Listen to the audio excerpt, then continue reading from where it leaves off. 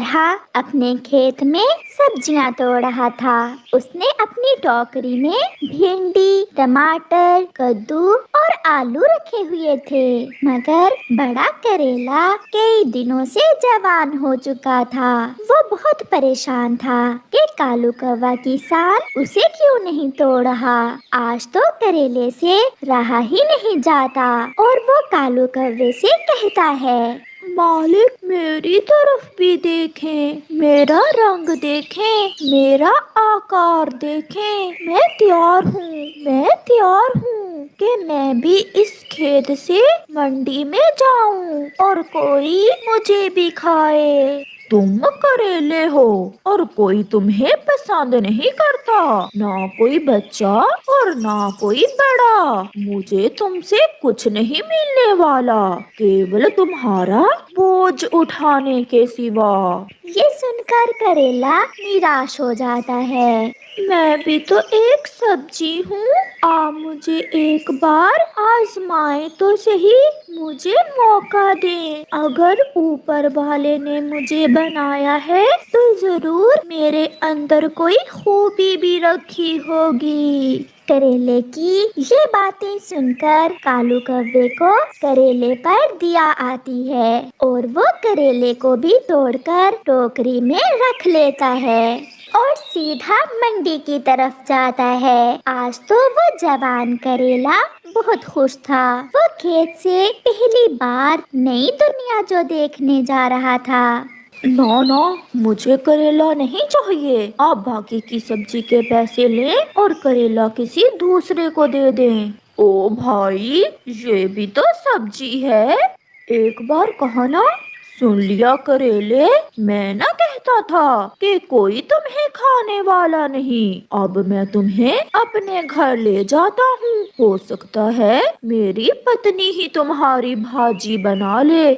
پھر کالو کوا اپنی ٹوکری اور وہ ایک کریلا لے کر وہاں سے اپنے گھر جاتا ہے۔ کالو، کیسی رہی آج کی سبزی؟ کوئی کمائی بھی ہوئی؟ ہاں، باقی کی سبزی تو بک گئی ہے، مگر یہ ایک کریلا کسی نے نہیں خریدا اور میں اسے گھر لے آیا ہوں۔ یہ بھول جاؤ کہ میں اسے کھاؤں گی، مجھے کریلے سے نفرت ہے۔ اس سے تو اچھا تھا کہ تم اسے کہیں راستے میں ہی پھینک آتے۔ یہ ساری بات سن کر کریلا رونے لگ جاتا ہے۔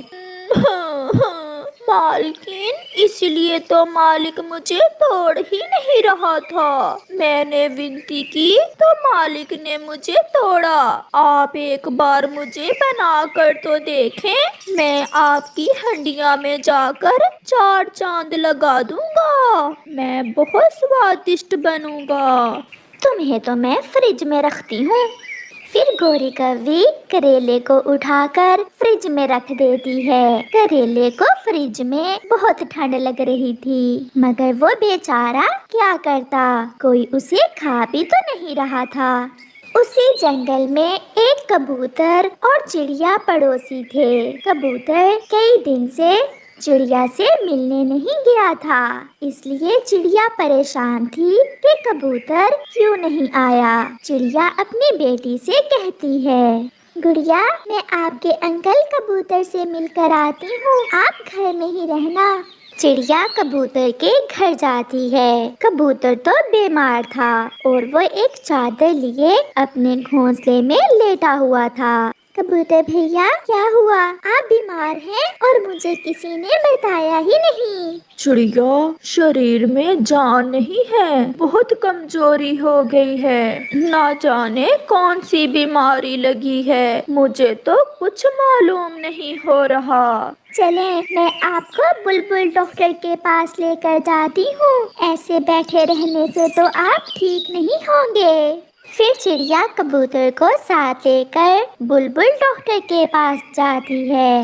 کبوتر، آپ کو تو ڈائبٹیز ہے۔ ڈائبٹیز؟ یہ کیا بیماری ہے؟